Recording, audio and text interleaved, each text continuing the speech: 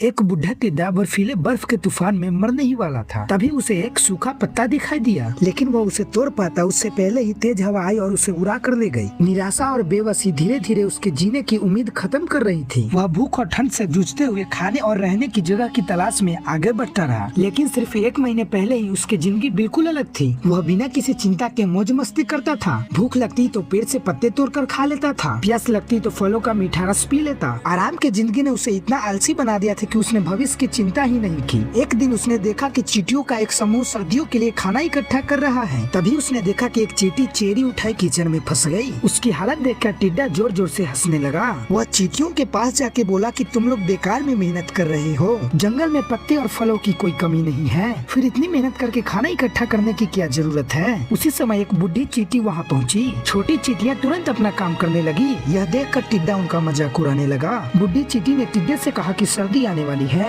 अगर तुमने अभी से भोजन जमा नहीं किया तो ठंड के मौसम में जिंदा नहीं बच पाओगे। लेकिन टिड्डे ने उसकी बात पर बिल्कुल ध्यान नहीं दिया। उसने सोचा कि ये सब बेकार की चिंता है। बुढ़ी चींटी समझ गई कि जो अपनी गलती नहीं मानता उसे समझाना बेकार है और वो वहाँ से चली गई। टिड्डा फिर से पहले की तरह आलसी जीवन जीने लगा। उसे बिल्कुल अंदाजा नहीं था कि धीरे धीरे मौत उसकी ओर बढ़ रही है। देखते ही देखते पतझड़ आ गया और ठंडी हवाएं ने जंगल की हरियाली छीन ली। लेकिन टिड्डा अब भी लापरवाही में ही डूबा रहा। सर्दी आ गई। चींटियां अपना भोजन इकट्ठा करके अपने बिल में आराम से रहने लगी। आसमान से बर्फ गिरने लगी और पूरा जंगल सफेद चादर से ढक गया। अब टिड्डे की सारी अकड़ खत्म हो चुकी थी। उसका हर कदम पछतावे से भरा था। उसे अपनी गलती का एहसास होने लगा। वह सोचने लगा कि अगर उस बुढ़ी चींटी की मैंने बात मान ली होती तो आज यह दिन नहीं देखना पड़ता। लेकिन अब पछतावे से कुछ नहीं होने वाला था। वह भूखा और ठंड से कांपता हुआ आगे बढ़ता रहा। तभी उसे एक सूखा पत्ता दिखाई दिया। वह उस पत्ते को देखकर ऐसे खुश हो गया जैसे किसी डूबते इंसान को सहारा मिल गया हो। वह दौड़कर पत्ते की ओर बढ़ा, लेकिन तेज हवा उसे उड़ा कर ले गई। अब उसके पास खाने का आखिरी सहारा भी खत्म हो चुका था। भूख और ठंड ने उसकी सारी ताकत छीन ली। आखिरकार वो बर्फ पर गिर पड़ा। उसी पल उसे दूर एक हल्की रोशनी दिखाई दी। वह चींटियों का बिल था। उसने अपनी बची हुई आखिरी ताकत जुटाई और किसी तरह वहाँ पहुँच गया। चींटियों ने दरवाजा खोला और उसकी हालत देखकर उसे अंदर ले आए। उन्होंने गर्म पानी से उसका जमा हुआ शरीर सेका और गर्म सूप पिलाकर उसके शरीर की ठंड दूर की। टिड्डे ने पहली बार शरीर और मन दोनों से सच्ची गर्माहट महसूस की। तभी बुढ़ी चींटी उसके पास आई और उसे एक छोटा फावड़ा थमाते हुए बोली, हमारे बिल में आलसी लोगों के लिए कोई जगह नहीं है। अगर यहाँ रहना है तो सबके साथ मिलकर काम करना होगा। अपने लिए जगह बनाने के लिए टिड्डे ने मेहनत करना शुरू कर दिया। दोस्तों, इस कहानी से यह सीखने को मिला कि आलस बर्बादी के रास्ते पर ले जाती है।